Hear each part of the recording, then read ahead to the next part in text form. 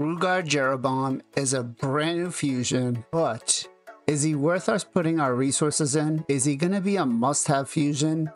Or should we just skip him? Let's find out. What's going on, everybody? Welcome back to the channel. Blazin here, and thanks for joining me on another Raid Shadow Legends video. All right, so we've got a new fusion, right?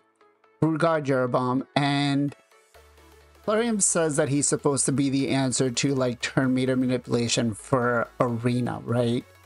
Now, I want to take a look at his skill kit. I want to kind of go through and see whether we really should be doing him, skipping him, or, you know, is he worth just holding on to just in case as a, you know, just CYA type thing, right? That's it. Let's go through the A1 real quick.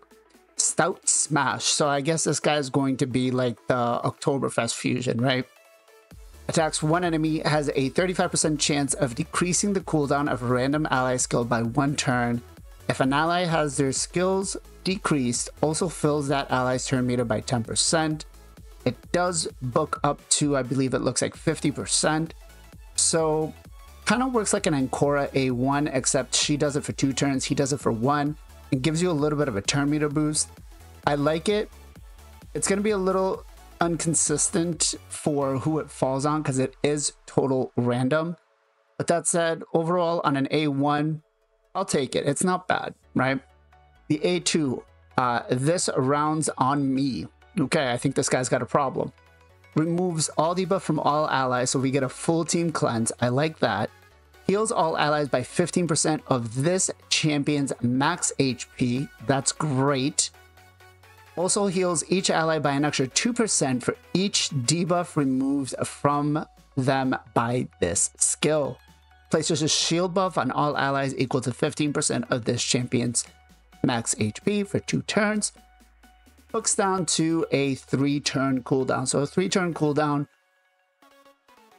it's not bad. It's going to make it, because of the A1, it's going to be a little difficult trying to speed tune it for clan boss, but a full team cleanse, you could definitely work with this. I think it'll be good for like a Phantom Shogun, right?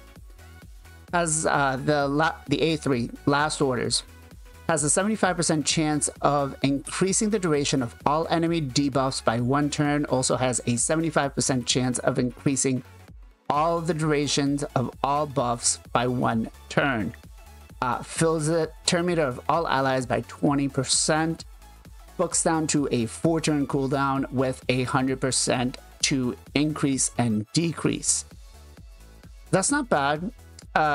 Thinking of this makes me think of like a Lady Mikage, just a little bit of a weaker version. I could see this coming into like a Yannica Wixwell composition, right? Although, again, the A1 makes it just a little wonky, but it's not bad. Let's take a look at the passive. Absolute Legend. Yes, yes. All right. Passive effect. Turn meter reduction effects used against this champion are decreased by 50%. Also fills this champion's turn meter by 20% whenever a stun, freeze, fear, sleep, provoke, true fear, petrification, or sleep debuff is placed on an ally. If there are multiple champions with the same skill kit, only one will be active. So I kind of like this one for Hydra, right? I'm thinking Head of Wrath, right? We get a sleep on us. The Mischief Head, the turn meter reduction will be done by 50% less if you build them as your tank. And then you have the Head of Torment, right? With the freeze, or with the fears. I think this could kind of work. Let's take a look at the second part. Whenever a stun, freeze, fear, sleep, provoke, true fear, petrification, blah, blah, blah, blah, debuff is removed or expires on an ally, fills their turn meter by 20%. If there are multiple allies or champions with this effect, only one will work, and that is on a 2-turn cooldown. I would have loved to see maybe no cooldown on this, but it's okay. It's okay. Then he would get to kind of like Ancora's level type of thing, right? And then, you know, she is better than Duchess, so we don't want to go that far. We don't want to make this guy better than Duchess, right? Increases an ally's accuracy in all battles by 60%. Okay, so where do I see this guy being used? Well, Hydra is definitely going to be a good case for him, right? So the A2 and the A3 do not actually attack, which means it's only the A1. So if you're using it on like a normal or on like a full auto team, if you're hitting the right head, he probably won't ever get feared, right? So he'll help you keep that cleanse up along with giving you turn meter boost, trying to get back to that A2 as fast as possible. It being on a 3-turn cooldown, I think that'll help. I don't see him being used in Clan Boss. I definitely don't see him being used on Amius because of the A1, right? I think that's going to be a problem. You definitely could use him in some other areas in the game depending on where you're kind of hurting, like if you're looking for like a dungeon help or something like that. But to be quite honest, I think it's going to be very limited. I think arena-wise, he's not going to do a lot, right? Especially because we don't really care about debuffs. It's not like he's immune to stun and then you can go in and cleanse. So he's not going to be a one-off fixed problem for our mons, right? I feel like arena-wise, he'll be okay. He doesn't have a revive, but I would say best case scenario where you're going to use him is Hydra. What would I change about his skill kit? So the A1, I think is good, right? Turn meter boost, 10%. That's not bad. I don't want to say he definitely needs to do like a 2-turn duration reduction because then it just devalues Ancora. And again, Ancora's already devalued a Duchess, which is pretty big, right? Duchess has been like the #1 champ for a very long time for most people's accounts. The A2 heals and then gives a nice big buff for a shield based on his HP.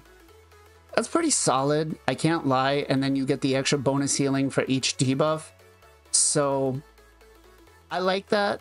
I don't think I would change anything on the A2. I think that one's pretty solid. The A3, honestly, that one works well too.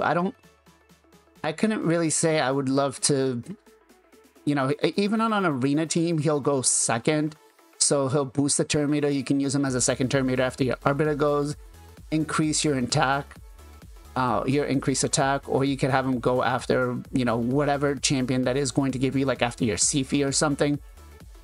Imagine putting him, Pythion, and like another heavy buffer up together. I think that would be kind of solid.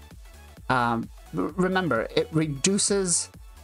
So if you have like a 3-turn duration on a buff, with him coming in, it makes it basically like a 4-turn to 4-turn buff, right? So I think that's actually pretty solid.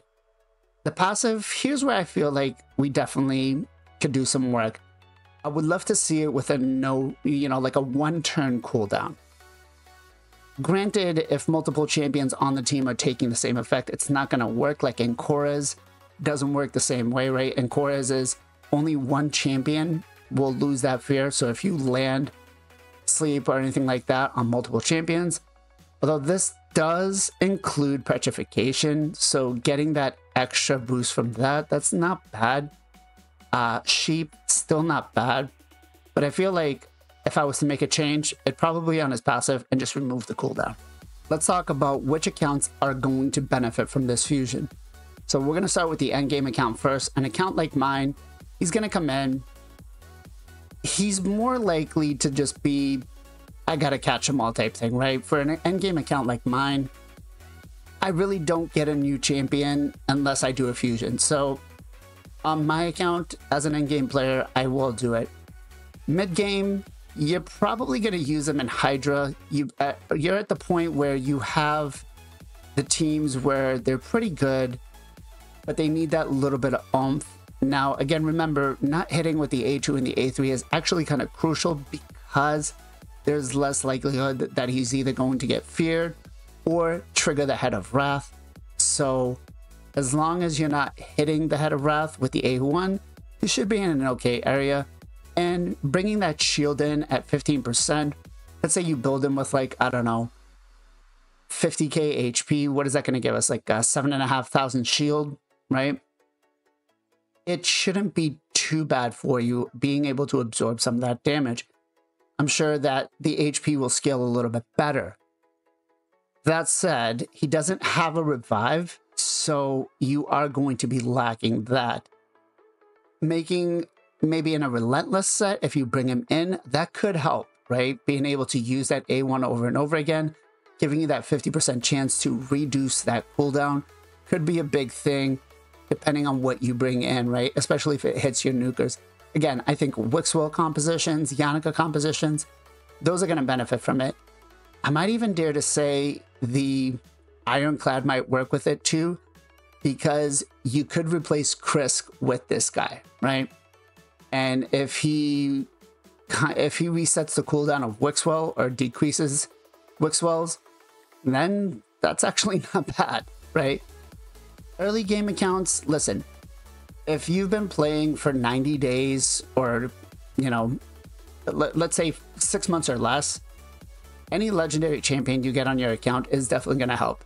This guy is not going to give you a revive again. He is going to give you a cleanse. He is going to give you a solid shield. He's also going to give you some, you know, cooldown resets. Is he going to be a must for your account? I think if you're limited on resources, I wouldn't go for it. It'll help if you can do it, but I wouldn't suggest going all in for this guy. We do have a Christmas fusion coming up. Christmas usually is a really good fusion. They tend to throw it out of the park with some of these fusions coming up during Christmas time, so I would keep an eye out for that.